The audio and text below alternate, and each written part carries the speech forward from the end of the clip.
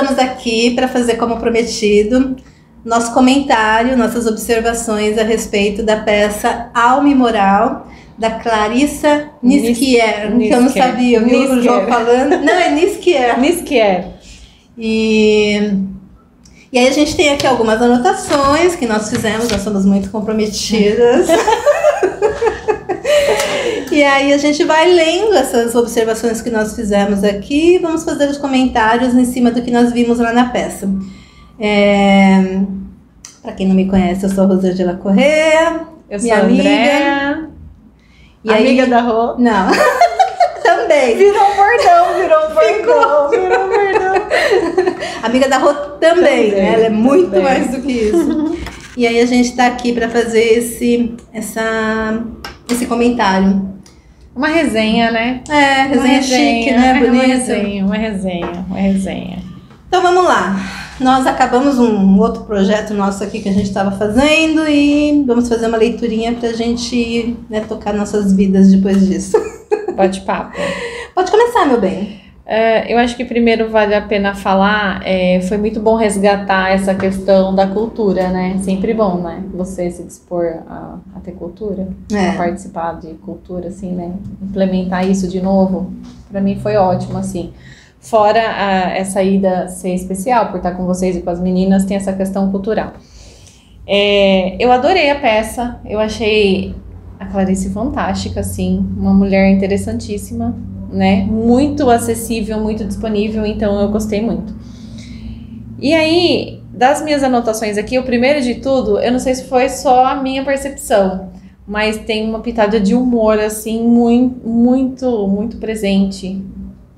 O tempo todo, eu acho, quando ela faz as paradas e ela acaba dando as piadas, essas né? Pitadinhas, assim, eu acho que faz todo sentido. Mexe um pouco com a dinâmica da peça. Fica bem tensa a peça, ela é bem tensa, ela é bem densa, provocativa. E essas paradinhas com essas pitadinhas de humor, assim, dá um quezinho, assim, uma descontraída, e daqui a pouco você volta de novo. Então é um chamariz, pra mim foi mais como um chamariz, assim, achei bem interessante. Só antes da gente avançar, deixa eu só contextualizar, né? A peça Alma e Moral, ela é uma peça que já está há 18 anos em cartaz. Ela é uma peça que foi montada em cima de um livro chamado Alma e Moral, do Newton Bonder, né? Newton Bonder, que ambos são judeus, né? Uhum. E inclusive a Clarissa, que ela começa a peça falando que ela estava lá fazendo uma campanha publicitária para uma outra trabalho que ela estava fazendo na época, e rolou lá uma dinâmica que colocaram ela num dia que era para falar sobre religião, né? Sobre religiosidade de vários formatos. E aí ela dá uma resposta lá, a gente não vai tentar não contar tanto da peça. E aí, para dar uma resposta para uma pessoa que estava assistindo a apresentação, que mandou um e-mail, alguma coisa na época, 18 anos atrás, né? Era outra forma de comunicação, nem tinha as redes sociais. Mandou um fax. Ah, verdade! Foi um fax. Ela estava num programa de televisão, de auditório, né? O fax, que ela ainda brinca, né? Os jovens, a gente sabe o que é fax? A gente está vivendo um momento que agora a gente tem que explicar para os jovens coisas que eles nem fazem ideia do que a gente vive hoje, né? E aí, esse livro do Newton, ele perpassa por vários movimentos, várias passagens históricas, né, e que constam no Velho Testamento, não é nem na Bíblia, mas é no Velho Testamento. E aí, em cima desses relatos e dessas abordagens, é que ela costura magistralmente todos esses recortes com piadas, como a André acabou de mencionar, com parábolas, sempre trazendo para o nosso dia a dia. Basicamente, entre tantas outras coisas, mas eu acho que fundamentalmente ele trabalha o tema da transgressão do feminino. E aí o feminino é diferente de mulher, embora a mulher manifeste isso de maneira óbvia, mas a gente sempre trabalha, né, na questão da psicologia, que nós temos o aspecto feminino também no homem e, obviamente, o aspecto masculino na mulher. E aí ela traz um monte de questões em cima dessa questão da transgressão do feminino, que faz a movimentação, a estimulação pro masculino avançar e fazer todas as movimentações. Vamos lá. Antes aqui da gente iniciar o vídeo, a gente estava falando em off aqui sobre a peça, né? E aí veio... a gente estava conversando e ela falou, não, vamos falar gravando, já vamos começar a gravar porque a gente já estava discutindo sobre, né? E assim, é muito interessante porque como é muito intensa a peça, você não absorve tudo naquele momento. Então, pelo menos eu voltei para casa com um deverzinho de casa, pensando em algumas coisas. E aí, dando uma estudada mais, fazendo a minha resenha aqui sobre a peça, eu achei na internet uma entrevista do Jô Soares com a Clarice. E ele foi bem provocativo, né, nesse questionamento sobre a peça e sobre algumas questões, né? E ela fala sobre a veste que ela usa lá, tudo, e tem um sentimento, tem um sentido, né? Ela falou para ele, né? Então, em função de ser baseada, de trazer uma questão do Antigo Testamento, então realmente a veste que ela usa lá traz essa questão do povo hebreu, né? E ela citou também Maria, isso que eu achei interessante. A gente falou assim, mas Maria, em que contexto, né, que traz? E eu entendi nesse sentido, né? No sentido ali de maternagem, de estar disposta. Ela tem uma dinâmica na peça dela, depois a gente pode falar um pouquinho mais. E ela tá disposta a todos, o tempo todo, para repetir, para falar, né? Então é uma peça muito aberta, né? Então foi bem interessante. E eu não tive esse olhar no dia da peça. Tive depois que veio esse insight, né? Que você viu a reportagem. Que eu vi a reportagem também e foram ligando os pontos. Eu falei, poxa, interessantíssimo. Não tinha feito essa ligação. A gente assistiu a peça e depois que... Essa é a nossa segunda incursão do Coisa de Mulher, né? Nem falamos que é do Coisa de Mulher, mas é um quadro que tem aqui no Viva Vidas Vivas, e a gente já, o ano passado, em 2023, nós fizemos 2 encontros. Primeiro só eu e a Andréia debatemos um monte de assuntos importantes e bacanas e, né, na medida que possível, elucidativos a respeito das nossas próprias experiências. E depois, no segundo encontro, a gente reuniu com um grupo maior de mulheres e fizemos um debate, trouxemos temas... Bem mais complexos. Foi maravilhoso. Tem uma série de vídeos aí na Viva Vidas Vivas, que é uma playlist do Coisa de Mulheres. Tem o playlist inteira e tem o primeiro encontro, o segundo encontro, tá bem separadinho, é fácil de vocês encontrarem aí. Mas aí a gente, por conta disso, nós fizemos esses encontros e definimos que nós íamos fazer algumas coisas de teatro, que a André está falando aqui de trazer a cultura e tal, que é um estímulo muito, muito provocativo, para usar um termo que ela usa bastante na peça, sobre a gente fazer os paralelos e as identificações do nosso dia a dia, né, como paralelo mesmo. E aí, no primeiro que nós fomos no ano passado, era já com a intenção de assistir Alma Imoral, mas na época ainda não estava em cartaz. Ela ficou muitos anos mesmo, lá no Eva Hertz. Muitos anos, em outros lugares também do país, porque nessa entrevista do Jô ela estava no Rio. Nem sei se ela já tinha começado aqui. E aí veio a pandemia, tudo que a gente conhece da pandemia. Nesse meio tempo, a Livraria Cultura, que era onde ficava o Eva Hertz, que é um teatro pequenininho, intimista, que rolava lá na Paulista, fechou. E ela ficou sem casa, né, definitiva. E parece que ela está se estabelecendo, né, já vi que postergou a agenda dela. Está se estabelecendo lá num shopping, num teatro também bem intimista. É bem pequenininho e precisa, para o contexto que ela se propõe ali, ela fala, né, e não tem microfone. Então, para alcançar e ficar audível para todo mundo, precisa ser bem acolhedor, bem menor mesmo, então é bem bacana. E aí lá, o ano passado, nós acabamos indo assistir Mãos Trêmulas. E aí a gente ficou, depois da peça, os atores, os diretores, a galera toda que cuidava da peça, foi super acolhedor. Demais. E como foi exitoso, a gente repetiu a dose. E fizemos a mesma tietagem. Com a Clarice também, esperamos, não só nós, tinha outras pessoas também lá. Nós falamos rapidamente sobre o nosso projeto aqui do Coisa de Mulher, inclusive ela se propôs eventualmente participar, né, participar aqui com a gente em algum momento. Mas ali também, essa questão que a Andrea está mencionando, que ela se deu conta depois da conversa com o Jô, dessa dinâmica de maternagem, que a Clarissa tem muito presentemente mesmo, na maneira como ela se manifesta em cena e também fora do palco, né? Ali com a gente, ela super contidinha, né? Super sem estrelismo nenhum. Serena, e super atenciosa e condata ali com a gente. Foi muito acolhedor e que remete mesmo a essa questão de mãe, de proteção, de cuidado, de estar ali à disposição, que tudo isso que a Andrea mencionou aqui. E eu acho muito bacana toda essa dinâmica do pano, que a roupa que ela se manifesta ali. A gente vai tentar não falar tudo, porque tem coisas que eu até comentei com a Andrea, a gente não vai falar tal coisa. Não vamos. E aí, tô falando aqui para provocar mesmo, né? Pra estimular vocês. A Andrea foi pela primeira vez, mas essa já foi minha quarta vez, e é impressionante que cada vez que a gente escuta... Uma percepção diferente. E mexe, e ela muda também. Tem algumas piadas que ela fala que ela faz ajustes e tal, então tem algumas mudanças interessantes. Então a gente vai tentar não falar as falas todas dela, dá, né? E nem tudo que acontece em cena, que as coisas que acontecem em cenas eu recomendo. Eu comentei com ela que eu não queria falar porque eu também acho terapêutico.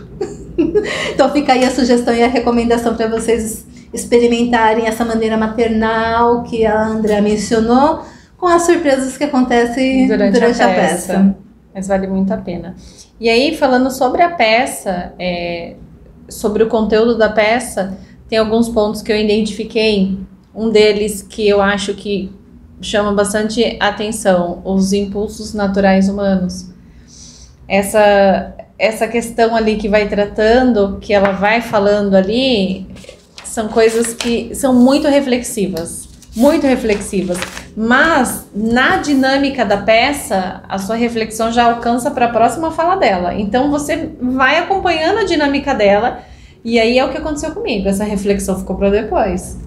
Não, né, não no pormenor do que ela tá falando, mas na totalidade depois. Isso começa realmente fazer a reflexão mais profunda, falar, nossa, é transgressão ou não é transgressão?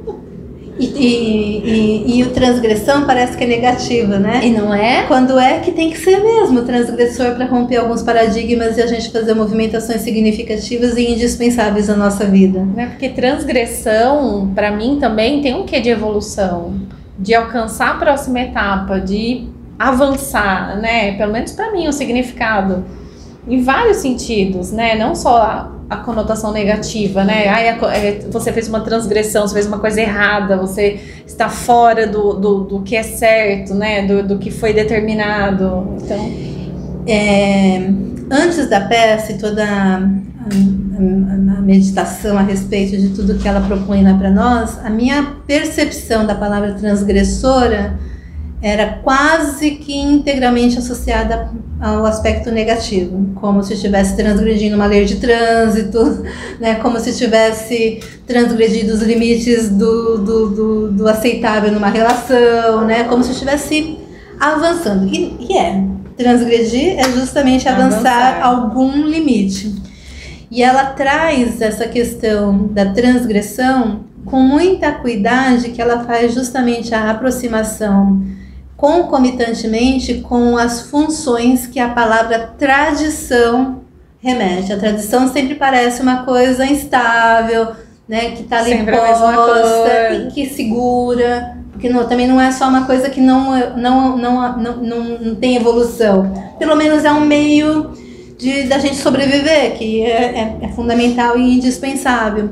E a proposta dela, com tudo que ela perpassa, os vários assuntos, as várias movimentações que ela propõe lá, é justamente essa harmonia e intercabilidade entre tradição e transgressão. Tem uma fala até que ela até menciona, né? E depois ela menciona também, né? Depois eu até anotei aqui, ó, a tradição e a traição. Sim, né? Que provoca a transgressão. Que provoca a transgressão. Então eu também vi nesse sentido. Deixa eu ver aqui, ó. Depois tem uma passagem também que ela fala a mesma coisa, né? A questão culpa, transgressão e moral. Ela forma um tripé para você pensar, alugar um triplex na sua cabeça depois. Lembrando que a peça chama Alma Imoral. Então, o que mais, Rô?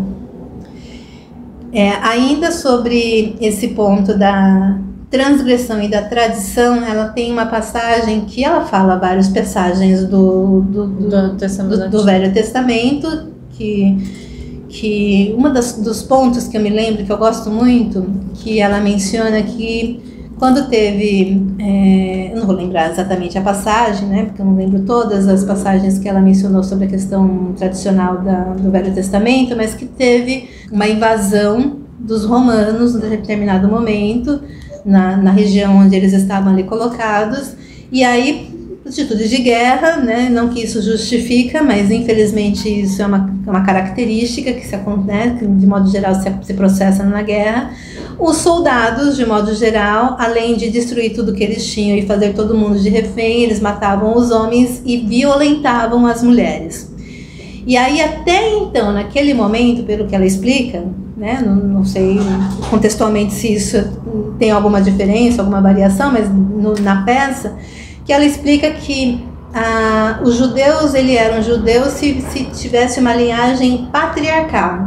A partir desse momento que acontece a morte de uma grande maioria dos judeus homens e a violentação das mulheres judias, os filhos daquelas mulheres, se não houvesse uma adequação no processo daquela tradição, aliás, era um dos intuitos, justamente aniquilar o povo, né? Aquele povo sucumbiria. E aí, neste momento, a tradição cede espaço para transgressão, e a partir de então, os judeus são judeus se são gerados num ventre judeu, não sei como é que fala a palavra, ventre judeu e de uma judia, enfim. E aí ela fala justamente isso, que se não tivesse a transgressão de abrir mão da tradição para continuidade do povo, aliás, tem algumas passagens que ela propõe lá da continuidade do povo judeu, né?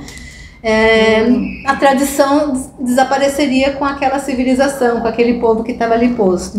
Então acho bacana, né, essa dinâmica da transgressão e da tradição. Você quer falar um pouco da traição, que ela também fala bastante?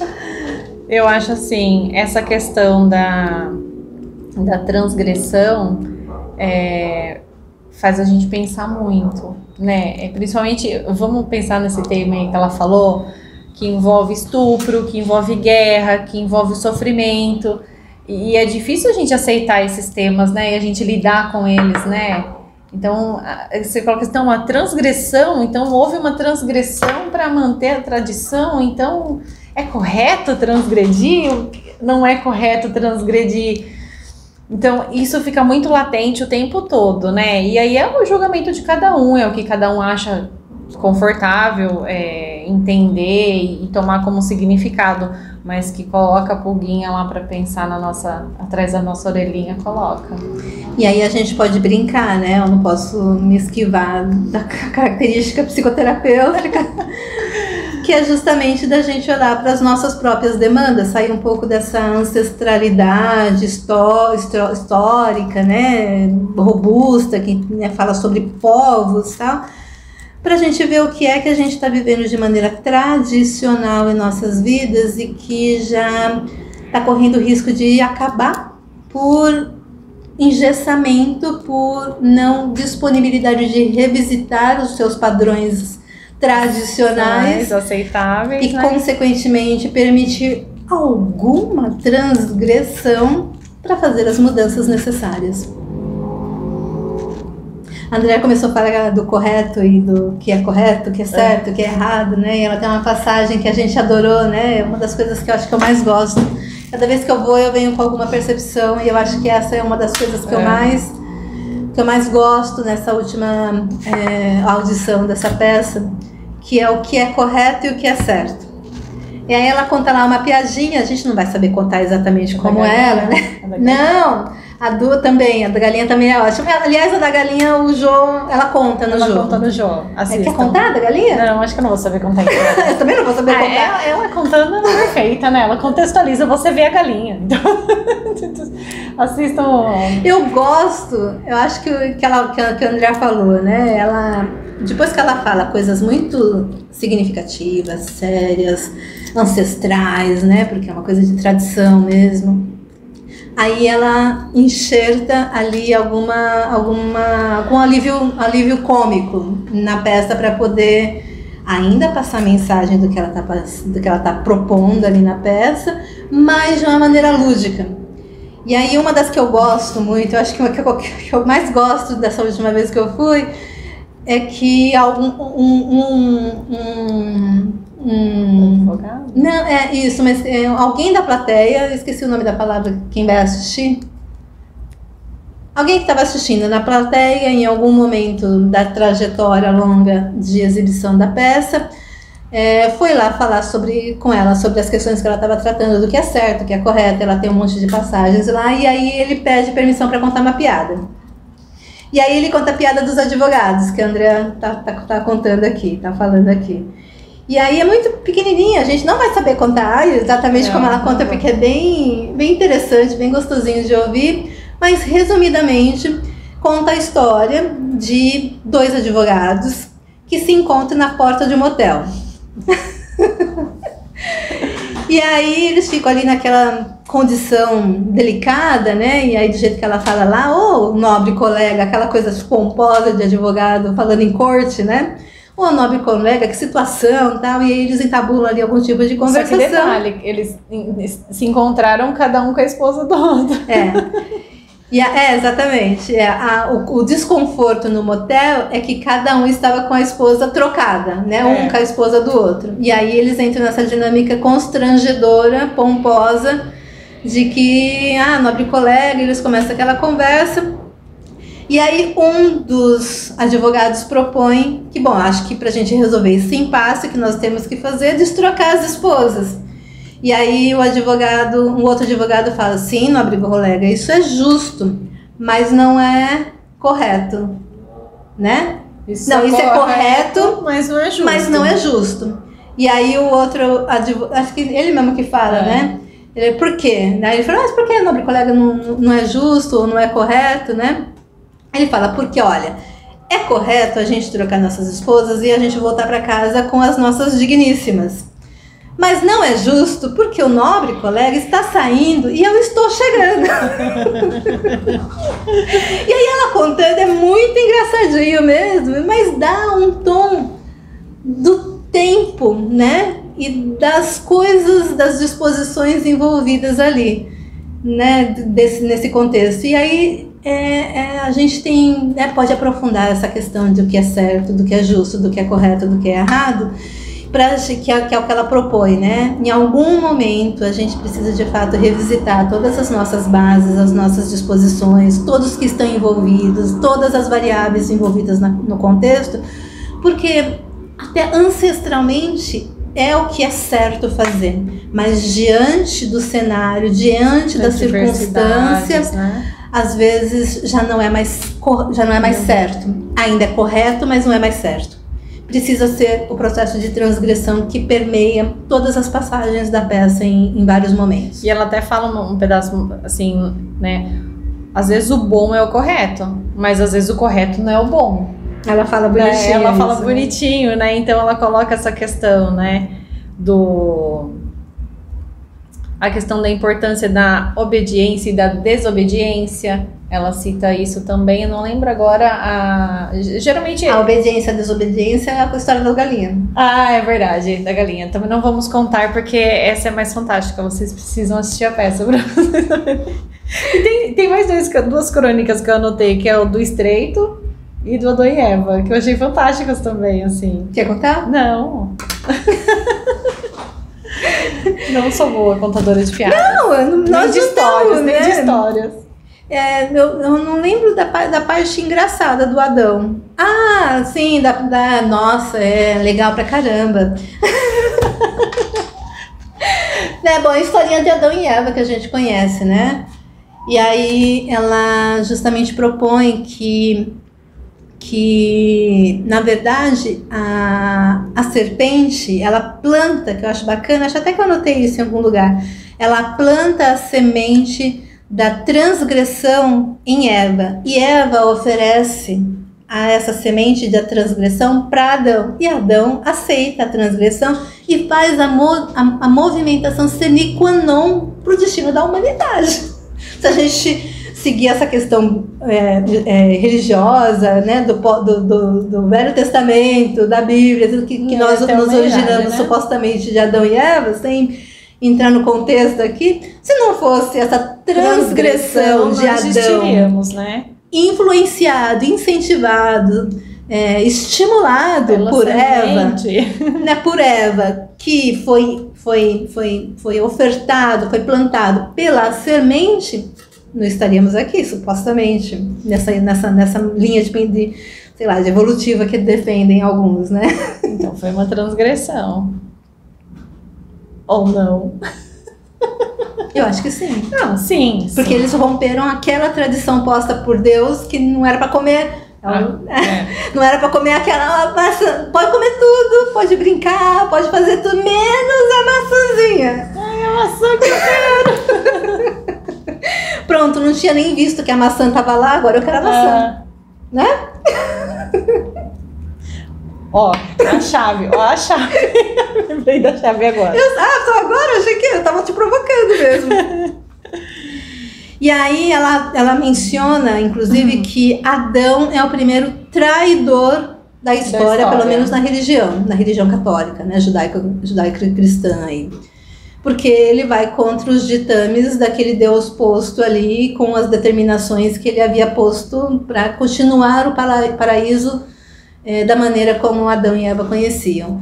E não deixa de ter uma razoabilidade nessa argumentação. Em alguma medida, seguramente ele não só né, fizeram, tanto ele como a Eva, o lance do pecado original, tal, né, como de fato ele fez uma transgressão e uma desobediência do que estava posto ali até então. Eu gosto muito de uma das coisas que ela mencionou sobre essa questão de obediência e desobediência, que ela contou ali próximo da questão da unanimidade, lembra? Que ela até menciona, eu não fui pesquisar nada assim, além do que a gente ouviu na peça, mas faz sentido, a argumentação é muito boa, de que em um determinado lugar, eu não sei nem se isso é geral, nos júris de modo geral, ou se é numa determinada localidade, que quando a votação do júri sobre um determinado réu que está sendo ali julgado é unânime, o modelo da casa judiciária ali é de inviabilizar aquele julgamento e reiniciar com um novo júri.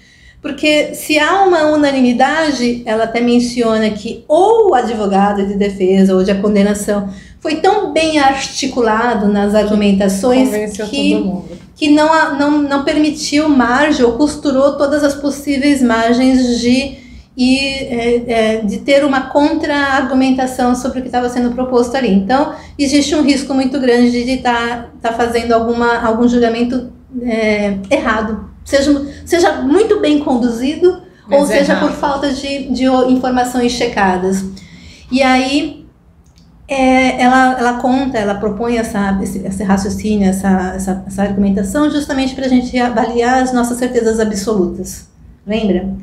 Que quando nós temos certezas absolutas, de modo geral, a gente fica congelado, que é o lance da tradição, num determinado contexto com as mesmas variáveis, e a vida é dinâmica. Se a gente não se permite justamente fazer as observações, as elaborações, as revisitações, os questionamentos para poder fazer as mudanças ou enxergar outras perspectivas, a gente corre o risco de fato de cometer enganos, né, fatais. O que mais aqui que você anotou, Rô? Bom, eu anotei muita coisa. 4 folhas. Só não é verdade. É uma folha, são 2 folhas de sulfite dobrada e só um lado escrito. Ela tá exagerando. Mas sim, tem bastante coisa. Eu gosto. Se fosse para ler aqui, a gente falou sobre a traição, sobre. Ai, lembra? Acabei de ver aqui o melhor o traidor do que o hipócrita. Lembra a história que ela conta lá? Que um determinado monge, eu não sei nem se é monge que fala, mas um desses eruditos vai lá, ia dar algum curso, alguma coisa ali, né, fazer algum tipo de estudo mais aprofundado. E aí ele chega no determinado lugar onde está todos os supostos alunos que vão acompanhar, sei lá, o congresso da semana, no final de semana, e aí tem alguns se matando de estudar, né? Lá, lendo os livros, debatendo e tal, porque vai iniciar, né? Vai ter palestra com ele no dia seguinte. E tem uma outra turma que ele olha que está ali dormindo nas cadeiras, em cima das mesas e tudo mais. E aí alguém vai lá articular, conversar com ele, no sentido, olha, essas pessoas dormindo, né, deviam também estar estudando, tá?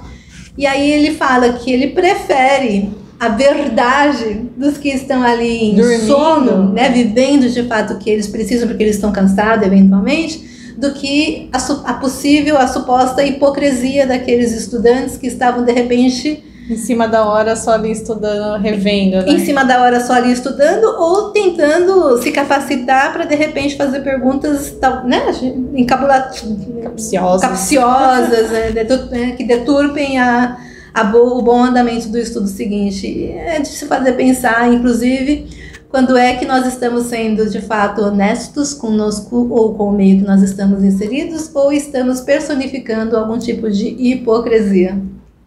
O tempo todo. Bom, eu coloquei então transgressão imoral, coisas que não são legais, mas que não são o que é correto, o que é bom e não é correto, o que é correto e não é bom, alma e corpo. Esse é mais profundo. Né? Transgressão, obediência, desobediência, traição e tradição. Acho que basicamente foram essas minhas anotações.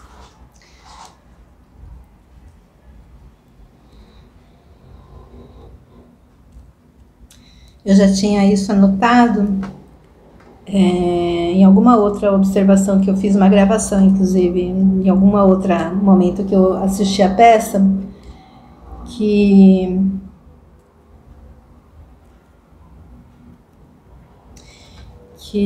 ela menciona sobre a questão também dos homens, né? A questão das relações quantitativas e qualitativas. Lembra? Eu lembro bem a passagem agora. Era por conta da traição. Que ela fala que o homem trai pela quantidade. Não, mas pelo tédio da relação quantitativa com a esposa, no caso, e a mulher trai o homem pelo tédio da relação qualitativa que ela tem com o marido. Então isso parece, se a gente não presta um pouco de atenção, a gente não entende exatamente o que isso significa. E eu, como psicoterapeuta, entendo exatamente o que ela está querendo dizer. A mulher, de modo... Tudo bem que a gente está num mundo dinâmico, muita coisa mudou, não dá pra gente colocar todo mundo numa receita de bolo, né, que todo mundo é igual, não é. Mas, de modo geral, o homem é mais tentado a trair pelo tédio da monogamia, que ela até usa o termo monogamia. Né, pelo tédio da monogamia, que é com uma única mulher, que ele supostamente tem ali uma relação sexual, mas não só sexualmente falando, mas toda a relação de uma vida. Né? E a mulher, de modo geral, trai pela falta de qualidade nessa relação monogâmica. E aí é muito... Isso sim eu acho muito provocativo para aqueles que estão abertos a, de fato, revisitar e cuidar da relação. Na psicologia a gente trabalha muito essa questão que é muito comum relacionamentos compensatórios.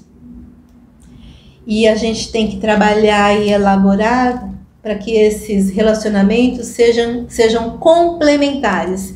Percebe a diferença? O compensatório, se a mulher ela é tímida e o homem é extrovertido, ela vai sempre usar a extroversão deste marido para se manifestar, para se relacionar, para ter todas as movimentações dela. E o marido, por consequência, vai acreditar toda a introspecção de ficar, né, do cuidar de casa, do cuidar do outro, toda essa dinâmica que é uma característica, obviamente, feminina, mas sem o estrelato da mulher em casa, entende? E aí, nessa movimentação, a gente entende que, de alguma medida, o universo, eu sempre falo com meus clientes, né, o universo vive em equilíbrio. Né? Se esse equilíbrio tá muita extroversão para outro e muita introversão para outro, soma a média baixa, a média 5. Então, tá tudo, aquele relacionamento, aquele casal, relativamente tá funcional. O problema é que essa funcionalidade, por vezes, impossibilita ou até incapacita o desenvolvimento das suas deficiências mutuamente. Quando a gente fala de relacionamentos complementares, não significa que o homem vai deixar de ser extrovertido e a mulher vai deixar de ser introvertida. Exemplos hipotéticos aqui. Mas isso significa que o homem vai tentar aprender a extroversão com a mulher e estimular a extroversão na mulher e vice-versa. E aí, nesse movimento é que ambos crescem. Porque aprendem juntos, né? Exatamente. O problema é que nas relações longas ou médias, isso vai ficando cada vez mais distante, até que chega um momento que, obviamente, aquele casal, em alguns anos de casamento, não é mais o mesmo que casou anos atrás. E se você não tiver cuidado de cuidar de fato dessa relação e da individualidade dentro dessa relação, é quase certo que pode ser possível, quase certo, um abismo construído dentro dessa relação. Por vezes pode atravessar décadas, por inércia de um ou de outro, mas isso não significa felicidade, um relacionamento saudável e, consequentemente, tudo que abarca e vem junto, né? É complicado. Acho que é isso, né? Tem mais, gente, mas a gente não quer contar tudo. Não, a gente vai contar a peça inteira, vocês precisam ir lá ver a peça também. A gente não quer contar tudo, eu já dei cada coisa que eu vejo aqui, eu lembro, eu quero contar os detalhes. Já contou 4 crônicas, para. Aí já passou a análise, já conta. Já vai cobrar consulta, tá? Mas uma coisa que é bacana a gente falar, que nós ainda não mencionamos, para quem ainda não viu a peça, e eu acho isso bacana de falar, não acho que é spoiler, é que é uma única atriz, só tem a Clarissa, né? É um monólogo, e aí ela tem tanto domínio da peça, ela tá anos, né, quase 2 décadas fazendo essa peça, ela tem tanto domínio de todas as palavras e como elas estão colocadas na peça, que ela criou uma dinâmica que eu tenho a impressão, pode ser que eu esteja enganada, nas outras vezes que eu assisti, eu tenho a impressão, ou na primeira vez que eu assisti, que ela parava 2 ou 3 vezes ao longo da peça. Nessa última vez que nós fomos, ela para uma vez só, lá no final da peça já, faltando, sei lá, 10, 15 minutos para a peça acabar. Ela avisa que isso vai acontecer. Aliás, ela, na hora que ela faz o prólogo, ela faz toda a instrução de como que vai funcionar. E aí ela fala para as pessoas, né, uma das primeiras coisas que ela fala, que é para não ouvir com os ouvidos da razão, que é para ouvir com consentimento e deixar a coisa sentar e tomar o corpo, se tiver que haver algum corpo a ser tomado. E aí ela fala que em algum momento ela vai fazer uma pausa para tomar uma água, porque é um monólogo. E ela vai sentar numa cadeirinha que tem lá, né, estrategicamente, e vai ficar aberta para que as pessoas não conversem, não é essa movimentação, mas que fale uma palavra do texto que ela leu, que ela falou ao longo da peça toda, e aquela única palavra ela vai recitar novamente o trecho da palavra envolvida. Resgata, ela até brinca que pode ser que ela fale o trecho errado, mas tá tudo certo também. E, incrivelmente, assim que as pessoas falam, ela já recita o trecho completo, bem interessante, assim, né? Ela fala de novo aquela parte, e é impressionante que, bom, eu já é a 4ª vez, então eu lembro bem a peça quase inteira. Eu quero ir mais vezes agora. E aí é impressionante que nas primeiras vezes, quando havia essa movimentação da repetição, a gente fala, nossa, eu nem ouvi essa parte, eu nem peguei essa parte, porque a gente está tão comovido ou provocado com a fala anterior que você se perde. Você está absorto ainda, né? Você está tentando digerir a última frase ainda, né? Você fala, eu não escutei isso. O que foi que aconteceu? Eu falei, cara, eu não escutei. E eu achei, assim, engraçado, né? Eu achei que as pessoas não aderiam. Né? Eu falei assim, será que as pessoas vão ter vergonha de falar? E realmente, as pessoas falam. Tipo, né? Não é igual a escola, ergue a mão, mas você escuta lá da plateia falando, né? E ela repete a frase. Muito legal, muito interessante. A gente precisa ir de novo. Eu preciso de novo. Se você quiser a 5ª vez... Não sei, eu acho que... Não sei, eu saí dessa vez com a sensação que foi a última vez que eu fui. Acho que agora a Andrea que vai passar a levar vocês. Vambora. Porque realmente, se você ler aqui, eu lembro de muitas partes inteiras da peça. Eu tenho uma boa memória mesmo. E se eu for contar aqui, dá pra fazer... Eu não tenho, obviamente, a articulação que a Clarissa tem... Mas eu lembro bem da peça, acho que inteira. Hoje já é a peça... Eu fico mais surpresa hoje, essa última especialmente, acho que já na penúltima. Eu fico mais surpresa com a reação dos amigos que eu levo do que com a peça em si. E das provocações, onde é que pegou, onde é que as pessoas porque ficaram. Peraí, nós vamos, assistimos a peça e você já volta fazendo terapia, tá? É assim que funciona. No carro, voltando, fazendo terapia. Então acho que isso hoje é o que mais me movimenta, mais do que as falas, porque eu realmente me lembro. Aliás, eu comentei, ela não falou da outra vez. Talvez fez... Porque ela 20, quase 20 anos, realmente ela deve ter muita história para contar. Ela deve ir modificando e atualizando também, né? Acho que algumas coisas, obviamente... essa vez a gente foi lá no Morumbi, em São Paulo, e a penúltima vez eu assisti aqui em Jundiaí, ela veio no Sesc, Jundiaí. E ainda foi pouco antes de iniciar o processo de pandemia. E aí nessa foi diferente das outras duas que eu já tinha visto até então, que aqui no Teatro do Sesc é maior do que a gente estava acostumado no Eva Hertz ou agora nesse no Morumbi. E na hora que ela terminou a peça, ela ainda ela sentou, o marido que é o produtor, o ex-marido, que agora é ex-marido, também sentou lá no palco e aí eles ficaram conversando mesmo com a plateia. Né, falando das dificuldades, dos contextos que estava rolando e tal. Antes da pandemia. Antes da pandemia, mas já tinha toda uma comoção da política. Né? Ainda estava às portas da pandemia, eu acho que foi em 2018, mas naquele auge já tinha uma movimentação de polaridade política muito grande no país, acho que só piorou, só agravou desde então. E aí a gente conversou, eu não lembro exatamente mais quais foram as falas, as conversas que rolaram, mas era em cima desse tema, dessa conversa, justamente para apaziguar. Ela é muito colhedora, muito conciliadora, obviamente ela não ia fazer alguma coisa para polarizar ainda mais ali a movimentação, era justamente para conclamar a reflexão do que é que a gente ia fazer e para que caminho a gente estava seguindo. E eu acho que essa nossa conversa aqui é justamente para estimular essas reflexões. A gente já contou alguns pontos que, se vocês ouviram com os ouvidos do sentimento, como ela propõe, vocês vão gostar. Não, e já tem provocações. Né? Eu acho que essa conversinha, que eu nem sei quanto tempo que a gente está aqui. Nossa, eu tô mexendo aqui, tá balançando o vídeo. Tá balançando 43 minutos. Olha, já 43, era pra ser rápido, né, André? 10 minutos. Mas acho que só essa nossa conversa aqui, essas coisas que nós falando, né? Já tem caldo para fazer pensamentos nas vidas de vocês, nas dinâmicas de vocês.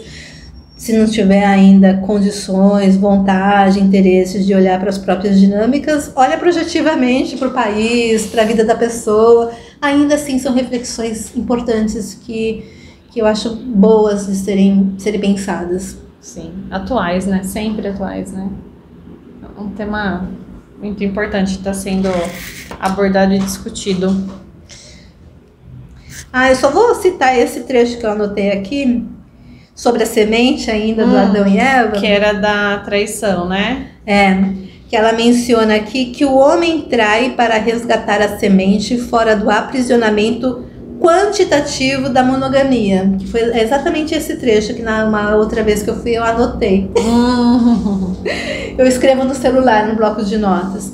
E a mulher, para dar o texto correto, né? A mulher trai para resgatar a semente fora do aprisionamento qualitativo da monogamia. E acho que a gente pode ir caminhando para o encerramento.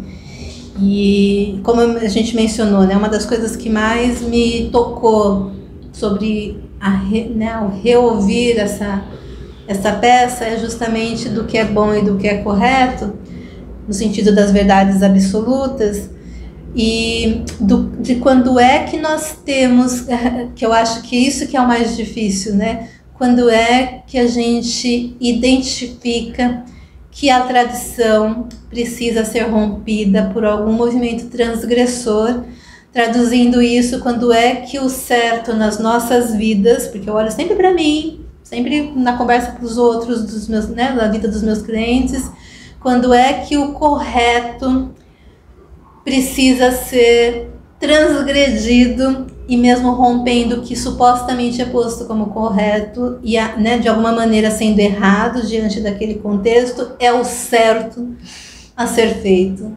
Acho que essa é a minha provocação dessa minha última vez de ouvir a Clarice falando desse texto, né?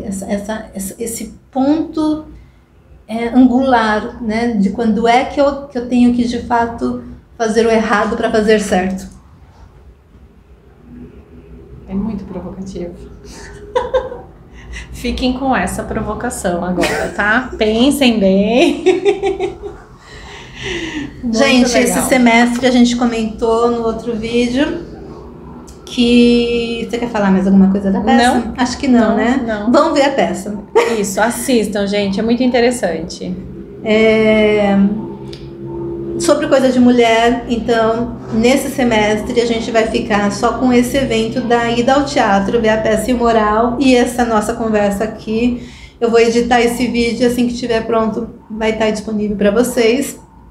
E aí no segundo semestre a gente dá o comunicado de novo para a gente fazer a reunião do encontro com outras mulheres, com outros temas, que de novo eu conclamo vocês a entrar em contato comigo e com a Andréia, se tiver algum tema que você quer abordar, de repente que nós já tenhamos até abordado nas conversas anteriores. Revisitar de novo o tema, né? Participar, ou se não participar, mas mandar o tema para que a gente discuta, né? E estude ele antes, né? Minimamente. Sempre pesquise. A gente faz isso, né? E coloque lá para discussão também, mas serão todos bem-vindos para o próximo encontro. E convidados, né? Quem estiver aqui perto, que tiver condições de vir, se quiser participar na roda com a gente, também avisa aqui para nós, para a gente poder considerar a presença de todo mundo que tiver interesse e disponibilidade. Isso. Combinado. Obrigada. Obrigada. Tchau. Beijo, gente. Até a próxima.